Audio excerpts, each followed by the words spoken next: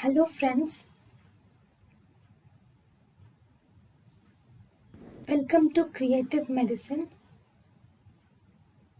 In this lecture, we will learn about Rotigotine. Rotigotine is actually a non-ergot derivative which is used for the Parkinson's disease. It is a D1 analog. It can be used as a transdermal patch.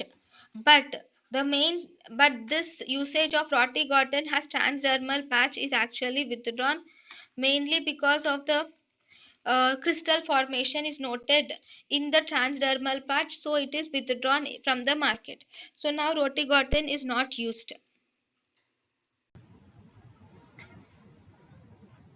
thank you and thank you for watching.